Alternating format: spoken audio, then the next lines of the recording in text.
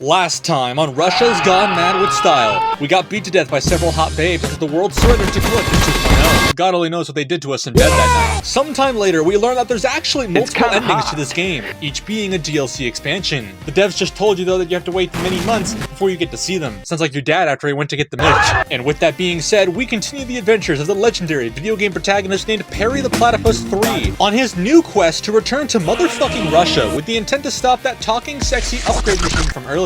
You know, the one that through some cut dialogue definitely said that she was gonna f*** us. And in doing so, some interesting bosses are fought, hard truths are confirmed, and much more. In addition, we'll also take a leap into what can only be described as a furry version of a CSGO surf lobby. I'm sorry, but what? This is the tale of a DLC pass that's truly making me realize that, shocker, I'm actually not on crack right now, but that the developers over in Cyprus are still smoking a shit ton of grass from their previous work, and this is now going from point to point at the same speed that Disney is actively ruining their company, and can't figure out what the fuck they're doing. This is the tale of Atomic Heart's first two DLC expansions, Annihilation Instinct and Trapped in Limbo.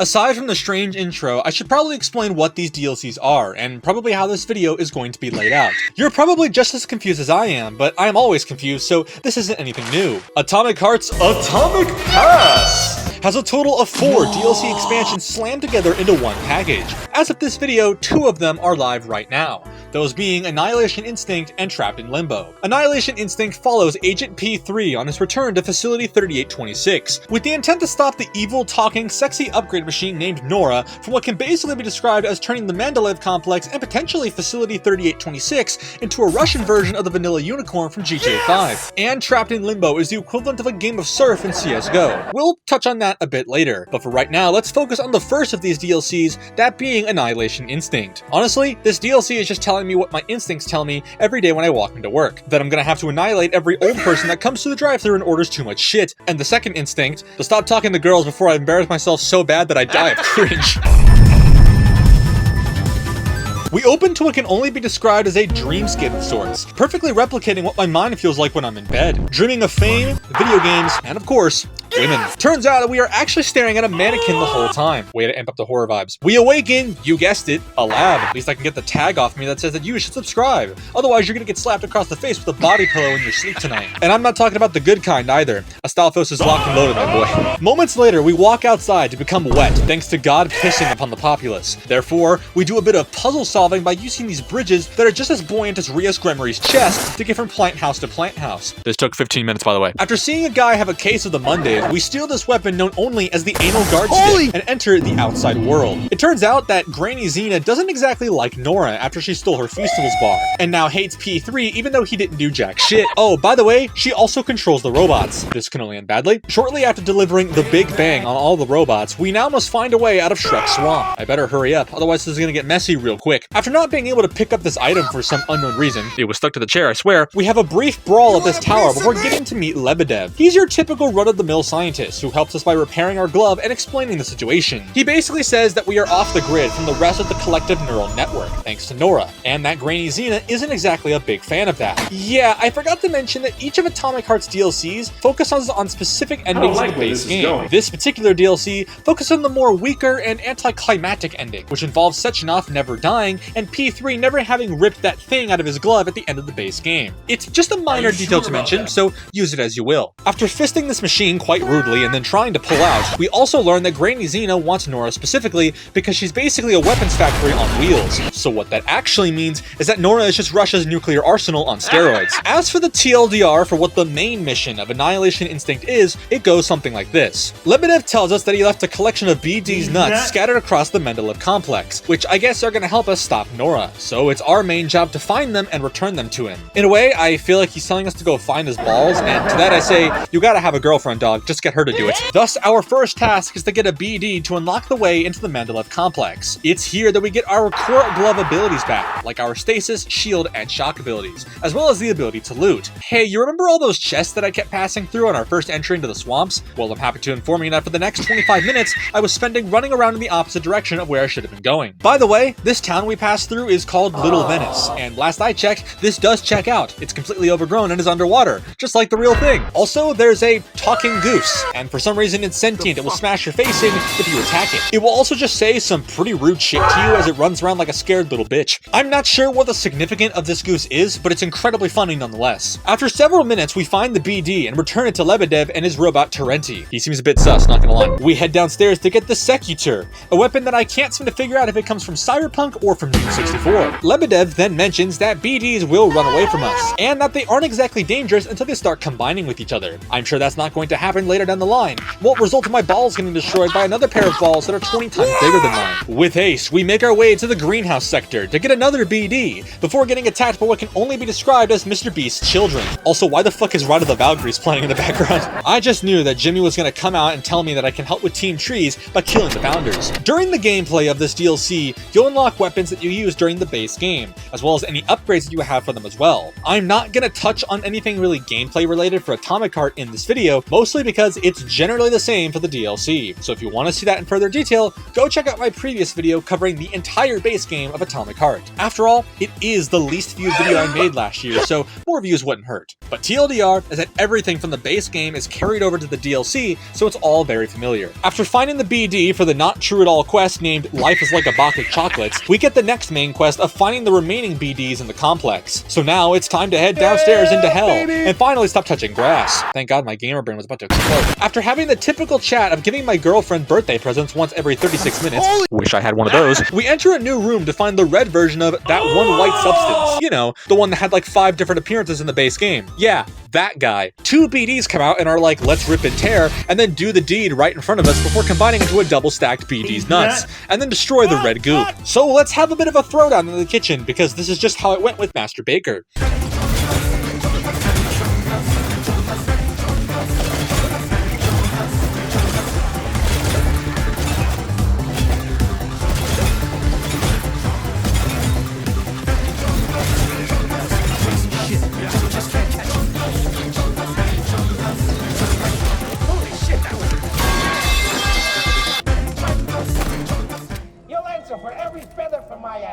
What the fuck was that?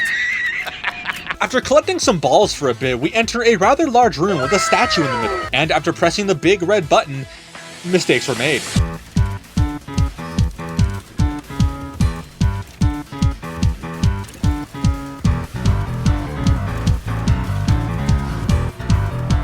So this is what's gonna be my downfall, huh? Welcome to the first boss of the DLC, the best showcase of what the male genitalia looks like when it's being peer pressured by the brain to do its fucking job. This guy has quite a few attacks that you want to watch out for. These can include the arm slam, the body slam that makes him hit you with his ass, the backwards long swipe, the laser, and handballs that are also bombs. During phase 1, it's your job to destroy either the left or right arm, and you can do this by shooting it, like, a lot. Or use the chandeliers on the roof to stun the boss and do the exact same thing. Pick the correct one, because if you don't, then you're racist. And no, you're not getting any hints about which one's the correct one. This first phase is not that hard, but that doesn't mean that this boss can slap you really hard when you're under a lot of pressure. Once the phase ends, you'll deal with a brief intermission phase that involves destroying a bunch of BDs, before the boss reforms again with one less arm. His abilities are largely the same as before. They're now just a little bit more, what's the word? Chaotic.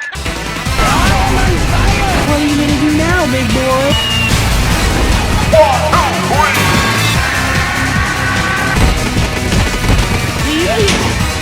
Boom, bam, pow. You're not going anywhere, motherfucker. Boom, headshot. Please chill, man. Fuck you, kid, you're dead. During his second phase, he'll also throw out EMP bombs that will do bursts of AoE damage if you walk too close to them, so don't stand near them. Otherwise, your best bet is to slow down time and use the shotgun to shoot his arms off, and deal with his attacks as they come. His final phase is actually a third arm. I'm kind of impressed that he actually has a third arm. I wonder what he's using it for. It better not be some sus-ass shit, otherwise we're gonna have a problem. This fight is mostly just a fight that screams, shoot him, like, a lot, and he'll die eventually. That's the best way to deal with life's problems. Just start shooting at it until it dies, and everything will be fine. Anyways, let's end this hunk of Texas metal so that we can go about our day, and not have to worry about how my balls are gonna feel in about 2 hours. That's assuming they did their job, that being life's greatest accomplishment, being a dude.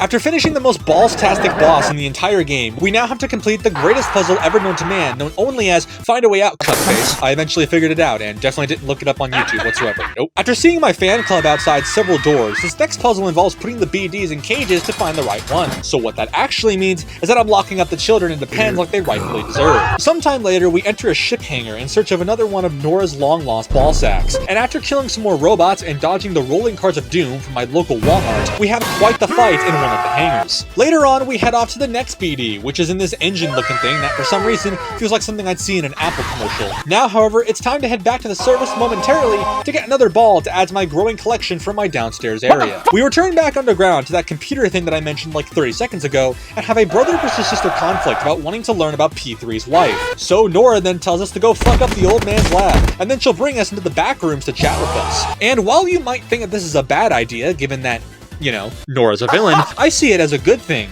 It's the closest I'm gonna get with a woman, and I'm taking it. P3 basically, goes a little insane, and it ends with us calling Sechenov to ask him about some of the stuff. And he just reconfirms that yes, P3's wife is dead, and that he can't remember jack shit. So now it seems that we're turning against Nora again. What? Even though we already did that once, and we're gonna kill her now instead of not doing that. Did any of this just make sense? After telling Nora to effectively piss off, we now play Put the Ball in the Hole by matching up a picture shown on the command module. No, I definitely did not look this up on YouTube. I did this all by myself, totally. Yep. The sexy babe twins show up to help us finish the job, and after redoing the combination, we gotta fight this guy again. I'm gonna be real, this guy is literally the same fight. The biggest difference with this fight now is that there are now BDs that will fight alongside him, making this an ad fight. Otherwise, it's literally the same fight with the same mechanics. So let's just skip this and move on. The system has now been rebooted and Nora is put into a Windows memory reset. With the complex back to normal and Nora eliminated, now I get to take my paid leave from work. This is the part where I put in my 2 weeks and never come back.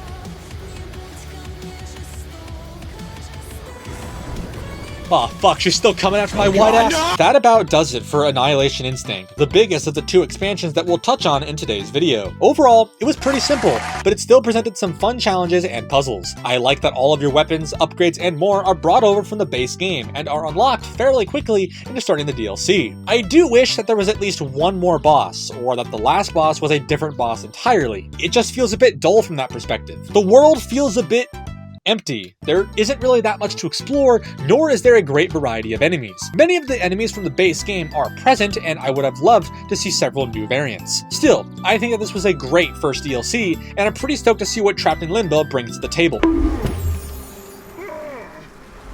Wait, what the fuck is this?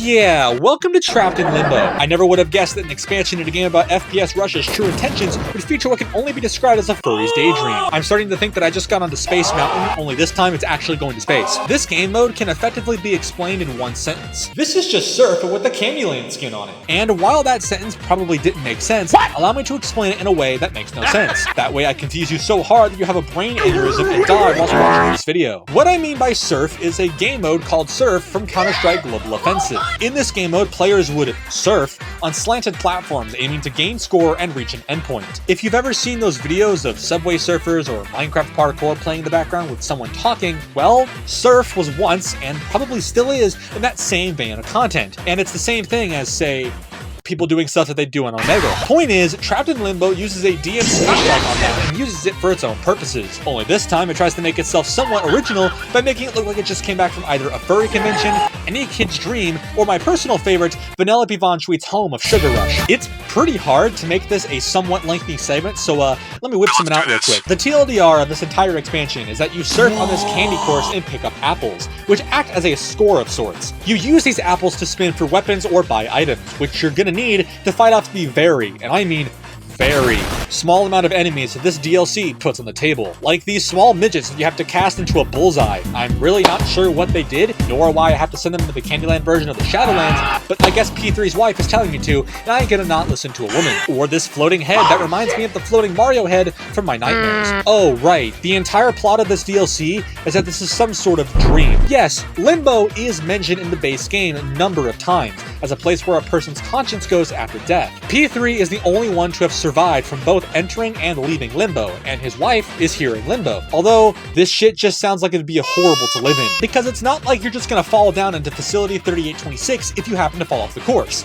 there's just more candy down there. Not to mention, like Surf, there's momentum to this game, meaning that yes, you have to control your character rather well to get through the course. Aim down too much, you're gonna fly down faster. Aim up to gain more height, aim left to leave the damn earth because this shit makes it look like it's flat, and aim right to find a better woman to go to Limbo with. Like, holy shit. So you're stuck here, quite literally rail grinding on Mr. Beast's new Feastival bars made with 95% crack cocaine, whilst your wife whispers sweet nothings into your ear about how you quite frankly just suck dick. It's underwhelming and just doesn't fit the aesthetic of the game at all. This literally feels like a shit post on Reddit, and it's the kind of shit that I'd find on r/place. Either that, or it's just something that some college student cooked up in the last 2 weeks. So, what are my final thoughts on the first half of Atomic Heart's Atomic Pass DLC? Honestly, it's a mixed bag. Both of these expansions provided enjoyable experiences, but each has their fair share of issues. Its first DLC, Annihilation Instinct, is a great first DLC, using most of what the base game set in place, and either reusing it or building upon it in unique ways. Trapped in Limbo, on the other hand, is just a death wish on the eyes of God. The best way to describe it is like this. Annihilation Instinct felt like a proper DLC, following the end of the base game, with similar gameplay, a familiar world, bosses, enemies, and puzzles that delivered an experience that I found enjoyable. Yet, it still felt lacking and is a very forgettable experience that I'm not going to remember fondly. Trapped in Limbo feels like it's something else entirely, coming from the completely wrong game. It doesn't belong in a game that's very dark, gritty, and action-packed. For what it is, it's fun, and it gave me a good laugh, but this is all that it gave me. Overall, it's alright, but it can be improved upon. So, here's to Munfish perhaps fixing this with their next 2 DLC expansions, and make them feel similar to the base game or Annihilation Instinct, whilst keeping what made Atomic Heart what it is at its core. Regardless, I got a video cooking up behind the scenes that's gonna be really good, so I'm gonna go finish that and get away from Furryville 2024. My name is PandaPowerSauce, thank you so much for watching, and I'll see you next time. Bye-bye.